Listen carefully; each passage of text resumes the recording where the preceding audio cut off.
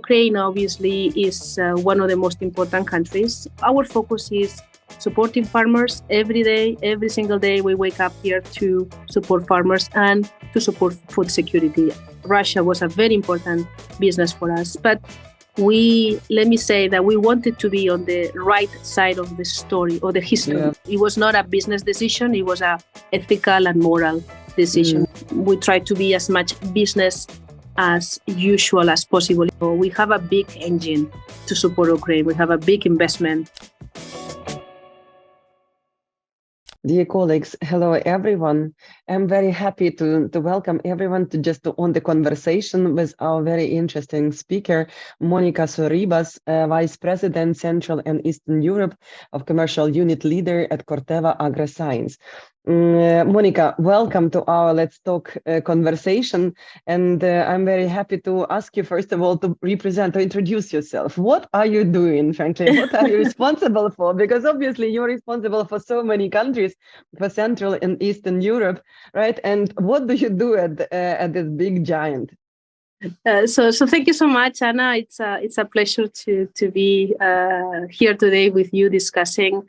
And yes, I actually feel very, very proud about what we are doing. But specifically, I'm the Vice President of the Central and Eastern European Commercial Unit. So, in other words, what it means is that I'm responsible for the business for this part of the region, managing around 12 countries, Ukraine being one of them. And yes, it's been a pleasure to be here since September last year. And a bit about myself. I've been about 20 years in the industry. I'm originally from Spain. Maybe you can hear from the accent. Originally from Spain, I started my career in the industry in the north part of Spain, but quickly moved to the United States, where I really spent most of my career in the US in different roles, different states in the US, really learning a lot from our colleagues over there. And then I had the opportunity to come back to Europe in 2020 during the pandemic, and I was marketing manager for the region based in Geneva, in Switzerland, and then in September we relocated with the family here in Czech Republic to manage this territory. Interesting, but obviously Ukraine should be also one of the central countries, probably most likely in your portfolio, right? Or there would be some other countries which play no less important role, I would say. Just so in case other countries of my countries hear me, all of the countries are very important. Yeah. But obviously, in terms of business potential, business value, I should say that in terms of business potential and business value, Central and Eastern has a lot of potential. And in Corteva, what we have seen that this part of the region it's been showing very significant growth year over year. So that has been telling us that it's a very important area for us to invest, a very important area for us to continue to develop, to completely unleash the full potential that this region has. Ukraine obviously is one of the most important countries in terms of business potential, has done very, very well over the years. And obviously now we have a bit of a setback because of the war, which I'm sure we'll talk about it.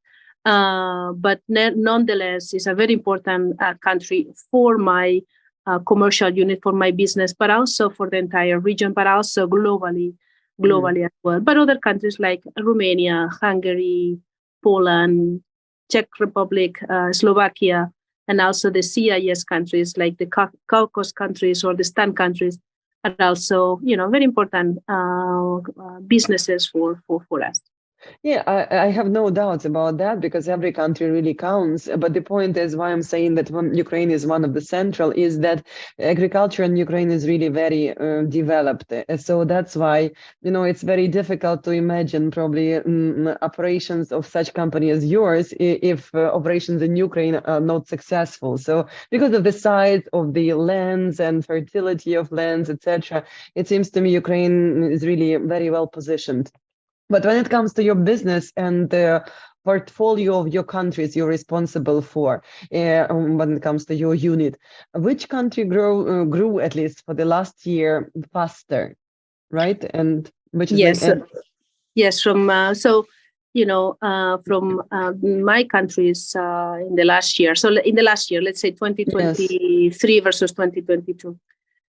So as I said, Ukraine was one of the countries was growing faster compared to many other countries or from the European region.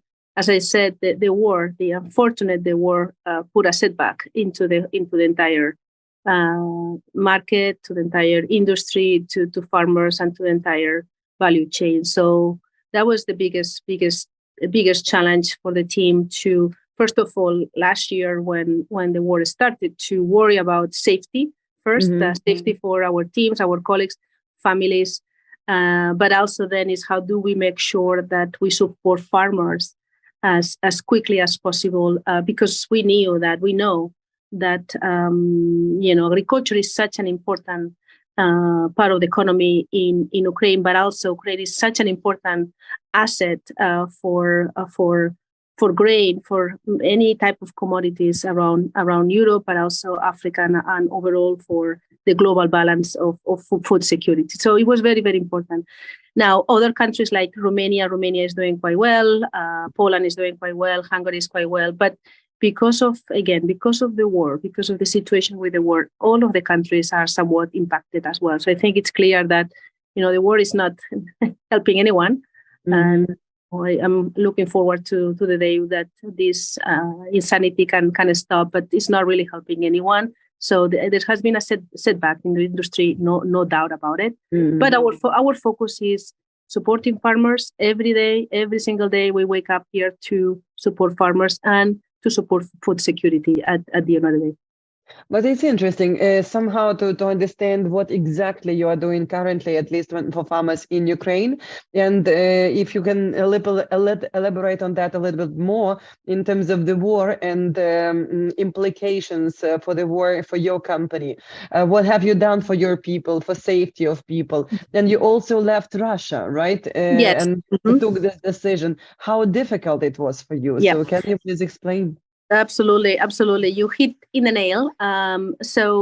We announced the plans to suspend our business activities in Russia shortly after the full scale Russia invasion started in Ukraine. And we need to remind ourselves that we had a very important business in Russia. So it's not that we can switch on, switch off in one day. So the decision was clear. We are going to withdraw our business in Russia, and we immediately stop all of the commercial activities. We stop all of the activities on supply, and obviously there has been some employees implications. We needed to make sure that we were balancing that with any contractual obligations and things like that. So as soon as was practical and feasible, we were exiting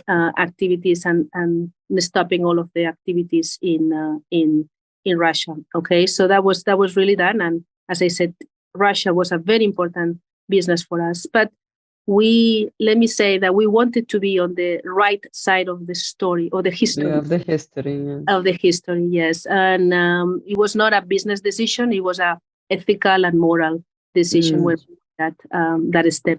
So it was. I think that is necessary to applaud you for this, because frankly speaking, not everyone is taking these kind of decisions. No. Yeah, because and I think it's huge losses for your company, right?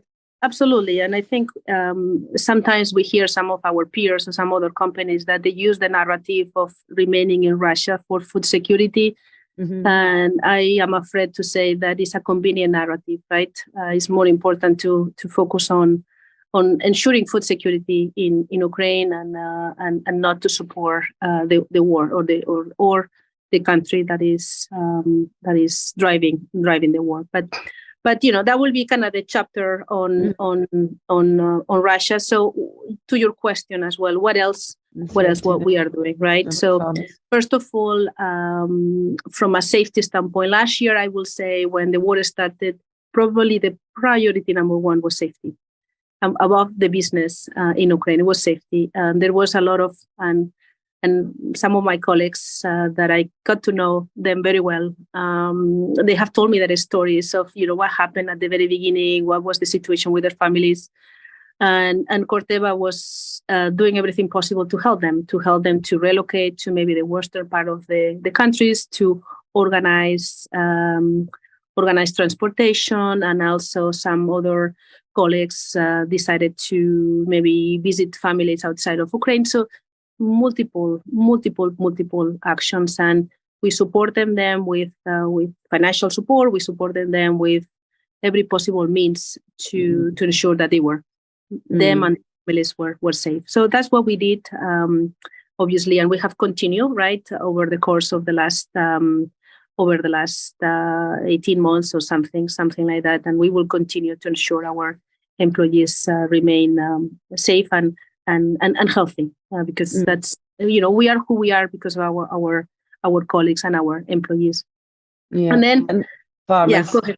And farmers, yes. So what are we doing for farmers? So one thing we wanted to make sure, first of all, is that we had product supply. You probably can imagine some of the challenges that was to ship or to serve customers in that environment, but we wanted to make sure that there was product available, either seeds or crop protection products closer to the farmers, so they could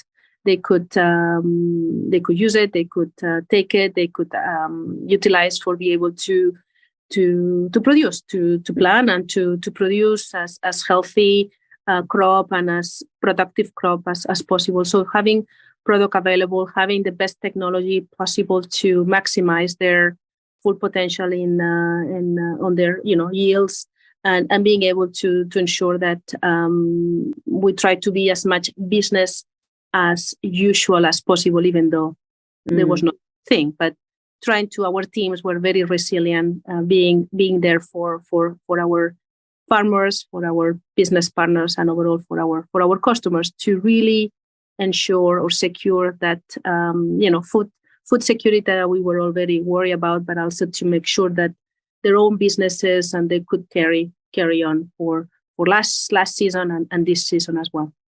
But it used to be also some but payment holidays to a certain extent, right, for farmers, some delays in payments.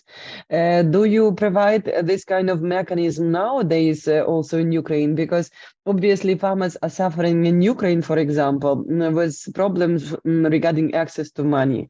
And that's why somehow supporting them with, extended payments would be really very good. Do you provide this? Yes, so in the best of our ability, where obviously the local teams were very close to those needs, and to the best of our ability, there was the discussion of what is possible and what can be done. Obviously, we were trying to manage the business as well with all of the situations. So the best of our availability, we were trying to manage that. There was also support, or it has been also a lot of discussions about additional support for a smallholder farmers. So maybe that they don't have as much capacity. So there is some work as well that we are doing there, and we will make some probably announcements soon on some programs and on that. So we in all fronts we are trying to support farmers to the best of our capacity and ability, as well as I said, maybe the segment, the customers where they have maybe less capacity for cash or for credit to support them with some specific programs. Absolutely. This is one of the main challenges which we discuss in agricultural sphere, difficulty to export products. And in this respect, obviously, you probably touched upon this particular thing, some ban to transit, grains through Polish territory, etc. Obviously, soon it could be other countries joining. So basically, farmers in Romania and Poland, Slovakia, neighboring countries countries to Ukraine, they are, they're concerned about, Ukrainian grain going through their territory.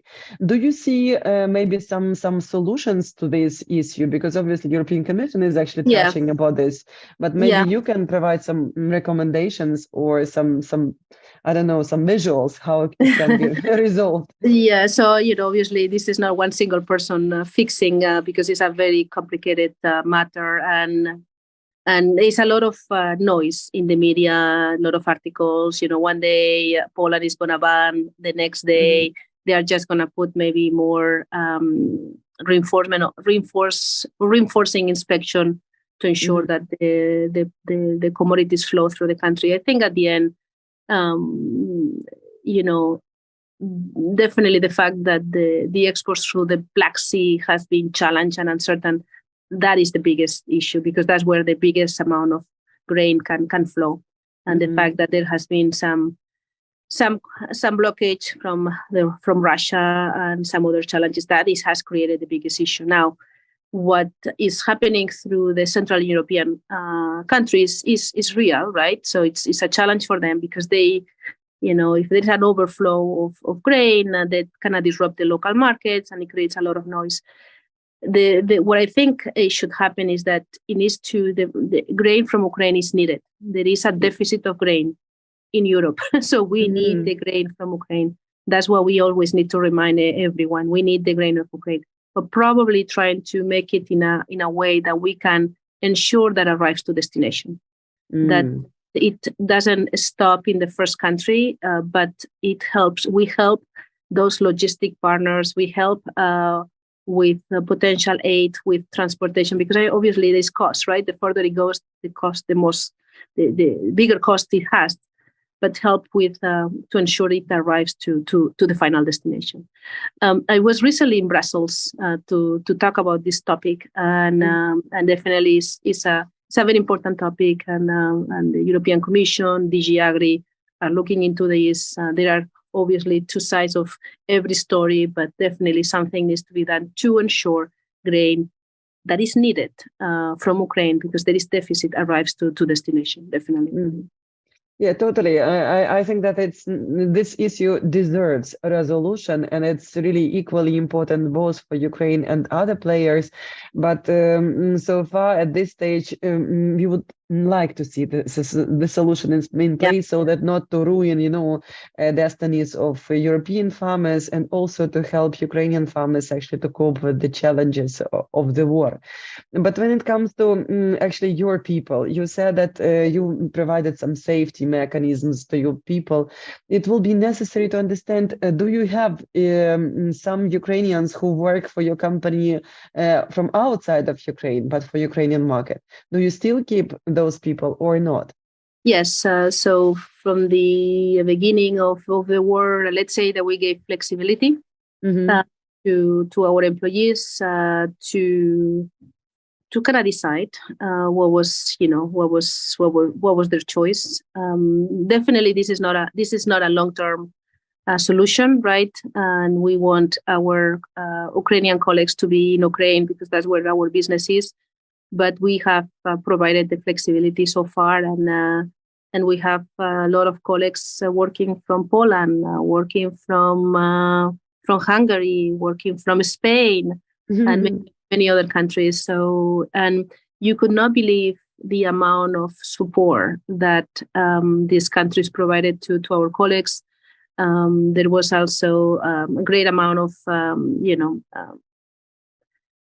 gratefulness from the Ukrainian colleagues. So it just kind of created a lot of bounce by. It's in a very complicated and challenging situation. You see humans coming together to support each other. Probably one of the best things I have seen in my career. The support to our colleagues, and really helping them to cope through this very difficult situation. That's I totally share that, and we feel sometimes that we Ukrainians, if we live outside of the country, we feel like we are in the warm bus, because we are just surrounded by love, by kindness of people. It's really so encouraging and motivating, and it also supports the country. So thank you so much for this. But at the same time, what is your strategy with regards to those people who you keep actually to work outside of Ukraine, but for Ukrainian market? Do you like to push them actually return back to Ukraine, or you would like to offer them this opportunity to choose local contracts? What is your strategy in this respect? Yeah, it is. It's a very good question, and it is really, as I said, working for Ukraine outside of Ukraine is not a longer-term solution, right? It's probably something that we need to support and make sure we can help our employees through these circumstances. But to be able to really drive the business, it's better to be in the country. Like, I am in the region to support the region, but longer term is probably something that we need to start reviewing, but case by case, right? So in some cases, maybe there is a case where the decision is to stay in that country, let's say Hungary, and move into a local contract, and stay in Hungary, supporting Hungary. And we will review case by case, and we have done and will continue to look into cases in a personalized way. I think it's every individual, every colleague, every employee is different, and we want to make sure we take care of that in a customized way. And when it comes to investments to Ukraine, obviously you have laboratories in Ukraine. And what is your strategy with regards to investments to the country? Do you like to wait until the war is going to be over before taking certain decisive steps, or you would be ready to invest even during the wartime? Yeah, so you brought up the lab, and I think you are referring to the seed treatment technology lab. I mean, I also want to remind that we have one of the most important seed production plants in Stasi, and this is where we produce a lot of our products on the seed side, not only for Ukraine but also for the rest of the region. So Stasi is a very important site for us, not only in Ukraine but for the entire region. So continue to ensure that we have the right capabilities and the right assets in Stasi is critical. Seed treatment, maybe seed treatment is something that we work heavily because it's an extraordinary way to support further our customers with providing the right level of recommendations and the right level of guidance on how to optimize the use of seeds and drive as much as possible yields and productivity. And we opened this lab, I think it was at the end of 2021 in the Poltava region. So we are investing as well in capabilities like this one, again, to continue to support our farmers. But I don't know if you recall that I think it was in October last year when we jointly signed a declaration with the Minister of Ag in Ukraine, where we were committing to the development of Ukraine, continue to support food security. And one of the elements that we provided was to continue to increase seed production in Ukraine over the next 5 years, right? So this is something that among other areas, like bringing digital solutions and making sure that we have the right level of expertise in the country to support the ag business in Ukraine. But this is something a few areas that maybe to mention related to what are we doing to continue to invest in Ukraine. But what are the main challenges for the company nowadays in Ukraine? And in general, what are the main challenges in your assignment, in your portfolio of countries, just to understand what is the general picture? Yeah, so really, at the end of the day, the main challenge is that we can bring Ukraine back to the levels that we had before the war. That will be it's probably that will be what I would like to see. We can bring Ukraine back to the levels before the war, and we are not there. And I hope we can be there.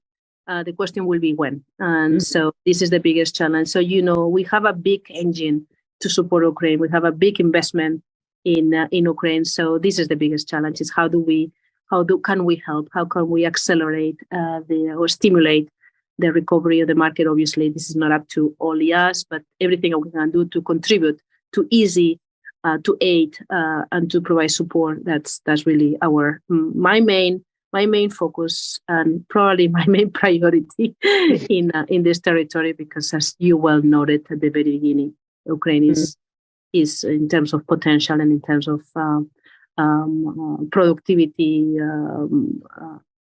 scope is the most important one that we have in my region, and definitely in Europe, Middle East, and Africa, which is our Corteva region here in this part of the world.